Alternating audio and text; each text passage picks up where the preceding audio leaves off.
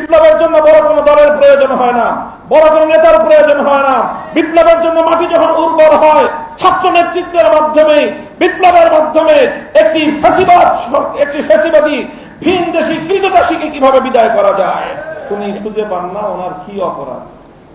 আমরা জানি কোরআন থেকে যে আল্লাহ পাক রব্বুল আলামিন যখন ইবলিসকে বিতাড়িত করেছিলেন, তো ইবলিস আল্লাহ পাক রব্বুল আলামিনের সামনে দাঁড়িয়ে সে কথাই বলেছিল, আমার কি অপরাধ, আমি আদমকে কেন সিজদা করব?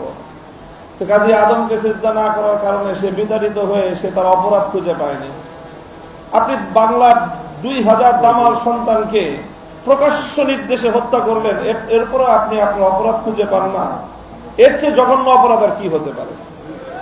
কাজে এই জন্য যদি আজকে বক্তব্য দেয়নি, তাহলে আমি আশা করব এবং আহ্বান জানাবো এমন একটা বক্তব্য দিবেন যে আপনি মাস্টার মাইন্ড হিসেবে কাকে কাকে হত্যাকাণ্ডের নির্দেশ দিয়েছিলেন, এই জুলাই আগস্ট হত্যাকাণ্ডের সকল সংশ্লিষ্ট অপরাধীদের তালিকা স্বীকারোক্তিমূলক একটি বক্তব্য আপনি দিবেন এবং সেই বক্তব্যের সূত্র ধরে আপনাদের এই 164 জাতির সামনে আপনারা করবেন।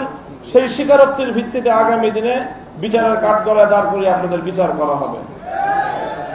পার্শ্ববর্তী দেশ হিসেবে ভারতকে বলতে চাই যে আপনারা বাংলাদেশের স্বাধীনতা সার্বভৌমত্বকে যদি এতটুকু সম্মান করতে না জানেন, তাহলে আপনাদের সঙ্গে কূটনৈতিক সম্পর্ক বাংলাদেশ রাখবে কিভাবে?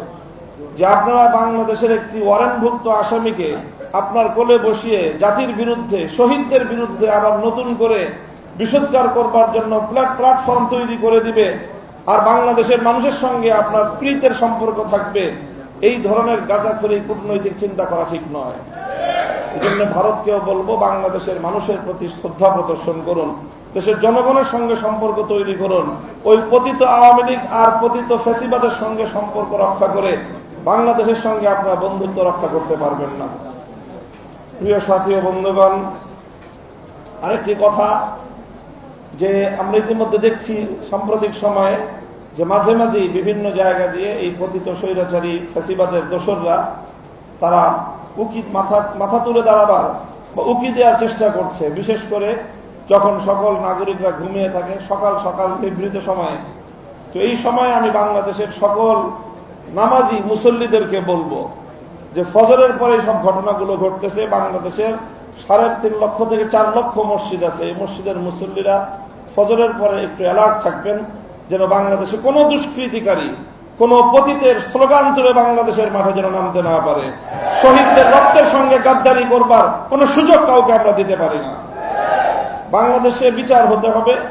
এই যে বিচার হয় না 6 মাসে, তার